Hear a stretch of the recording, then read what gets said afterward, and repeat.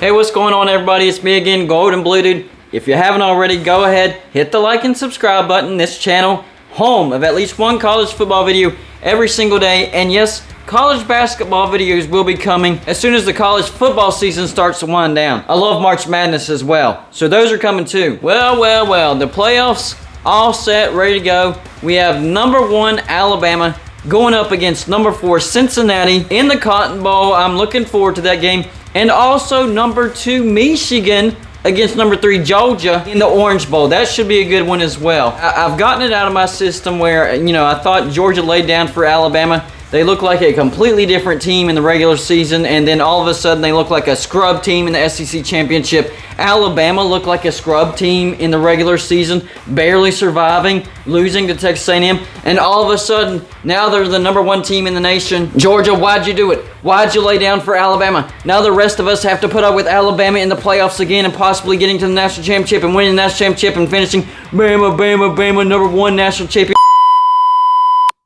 Sorry about that. I thought I got it all out of my system. I guess I didn't. All right, moving on past the conspiracy theories. Well, we have 4 teams in the playoffs. We don't know who's in the national championship because the playoff games haven't been played yet. But there's 4 different possibilities for a national championship game. And I'm going to run through every single possibility, look at the matchups, and see which matchup do we want the most. Because we've seen some blowouts in recent years. We don't want another blowout for a national championship. So the first possible matchup for the national championship is the obvious one.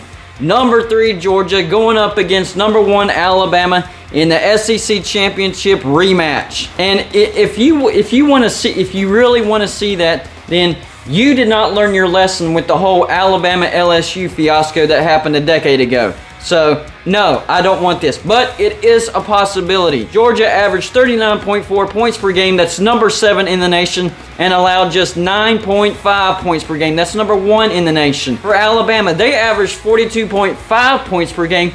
That's number 4 in the nation, but allowed 20.2 points per game, and that's 20th in the nation. So Georgia, by far the better defense. But it didn't look like it in the SEC Championship. Now let's look at the main players in this matchup. The quarterback for Georgia, Stetson Bennett, a decent game manager at best, I guess. 148 for 231, that's 64.1%.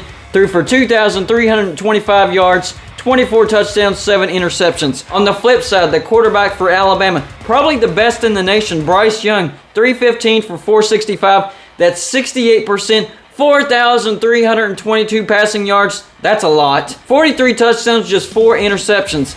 Heisman Trophy candidate? Yeah, I think so. But it's the running game where Georgia actually has the advantage. Zamir White averages 5.3 yards a carry. James Cook averages 6.1 yards a carry. Kenny McIntosh averages 5.9 yards a carry. And Kendall Milton averages 5 yards a carry. For Alabama, really just one main back, and that's Brian Robinson Jr., 222 carries for 1,064 yards, just 4.8 yards a carry, 14 touchdowns. That's not impressive, really. Georgia averages 247 passing yards a game, but 194 rushing yards a game. On the flip side, Alabama averages 347 passing yards a game and 147 rushing yards a game. So Alabama by far more passing yards a game. The defenses, Georgia allows 172 passing yards a game, just 82 rushing yards a game. Alabama allows 223 passing yards a game and 81 rushing yards a game. So the defenses are similar, but Georgia's is way more dominating, but it didn't look like it in the SEC championship game.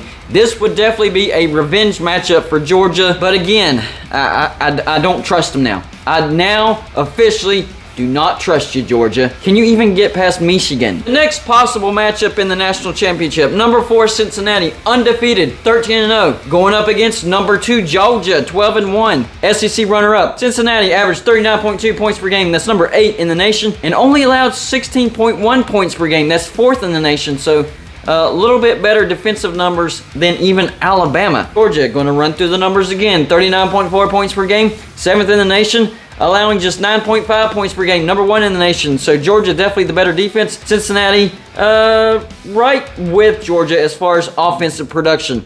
Now for Cincinnati, quarterback Desmond Ridder, great season so far. 234 for 355, that's 65.9%, throwing for 3,190 yards, 30 touchdowns, 8 interceptions. Compare that to quarterback Stetson Bennett for Georgia, 148 for 231, 64.1%, 2,325 yards, 24 touchdowns, 7 interceptions. I think Cincinnati has the better quarterback. The running game, this is where Georgia has the advantage, but Cincinnati does have one great back, unlike Alabama. Cincinnati has running back Jerome Ford, 200 carries, 6.2 yards a carry. That's a good running back. 1,238 yards and 19 touchdowns. Honestly, they need to give that guy the ball way more. He chunks yards. Now, of course, going back to Georgia, running back by committee.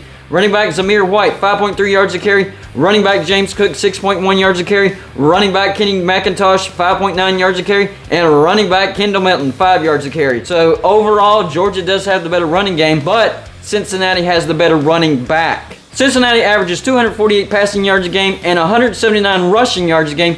Georgia, 247 passing yards a game and 194 rushing yards a game. So Cincinnati only averages one more passing yard a game than Georgia, and Georgia averages more rushing yards a game than Cincinnati. Now for the defense, Cincinnati allows 167 passing yards a game and 137 rushing yards a game. And for Georgia, they allow 172 passing yards a game and 82 rushing yards a game. So Cincinnati actually has the better pass defense. What? Well, yeah, I know they're in the AAC, not as good offenses in the AAC as in the SEC. So the numbers might be a little skewed, but technically, according to the numbers, yes, Cincinnati has the better passing defense. That actually looks like a pretty good matchup. I would like to see that for the national championship. Third option, number 4 Cincinnati, undefeated 13-0, going up against number 2 Michigan, who's 12-1 Big Ten champs. Let's run through the numbers again. Cincinnati, 39.2 points per game. That's 8th in the nation. Allows 16.1 points per game. That's 4th in the nation. For Michigan, 37.7 points per game. That's 13th. And allows 16.1 points per game. That's 5th. I don't know what the tiebreaker is, but apparently there is some type of tiebreaker that puts Cincinnati one spot higher than Michigan as far as allowing points per game. Y'all figure that out. Cincinnati does have the better quarterback. Quarterback Desmond Ridder, 234 for 355, 65.9%, 3,190 yards, 30 touchdowns, just 8 interceptions. And of course, the quarterback for Michigan, Cade McNamara, 199 for 308. That's 64.6%, 2,470 yards, 15 touchdowns, just 4 interceptions. So he's a very reliable quarterback. He's not dynamic, but he's reliable. Now, the running game. Who has the advantage here? This might go to Michigan.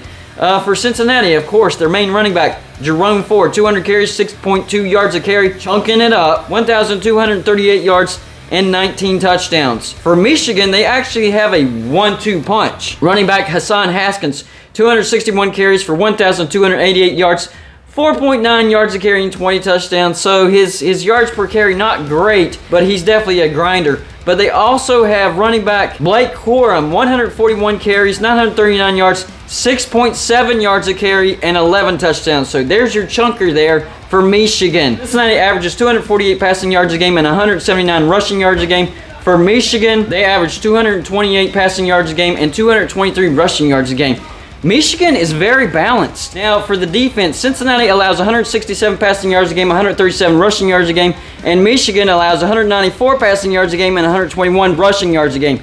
So, Michigan, their defense is comparable with Cincinnati, but once again, strength of schedule, so how close are those numbers really? When you factor in the competition, those numbers might actually favor Michigan. However you want to spin it, I think this is a good matchup. Finally, the last matchup, number 2 Michigan against number 1 Alabama. Let's run through the numbers one more time. Michigan averages 37.7 points per game. That's 13th, and they allow 16.1 points per game. That's 5th. For Alabama, they average 42.5 points per game. That's 4th, and allow 20.2 points per game. That's 20th. So strength versus weakness, weakness versus strength. Alabama, the better offense. Michigan, the better defense. This could be a great matchup if it happens. The quarterback for Michigan, quarterback Cade McNamara, 199 for 308. That's 64.6%, 2,470 passing yards, 15 touchdowns, and 4 interceptions. Quarterback for Alabama, Bryce Young, 315 for 463. That's 68%, threw for 4,322 yards,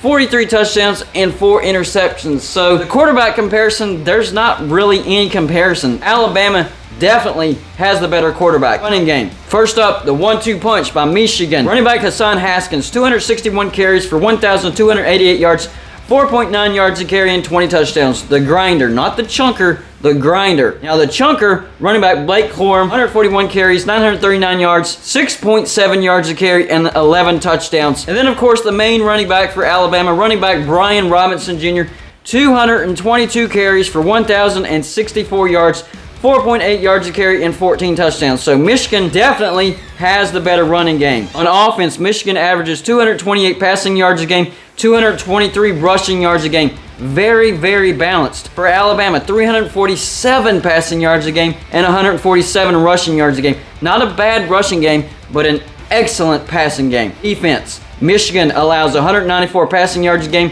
121 rushing yards a game. For Alabama, they allow 223 passing yards a game and 81 rushing yards a game. Alabama, definitely the better rushing defense, and Michigan, the better passing defense. I like this matchup. The big key, though, would be the quarterback versus quarterback, and Alabama definitely has the advantage there. But running game versus running game, Michigan would definitely have the advantage there. So there's the 4 different matchups, the 4 possible matchups for the national championship. After running through it, which matchup would be your favorite? That's all I got for you for this show. Like and subscribe if you haven't already, and I'll see you on my next show.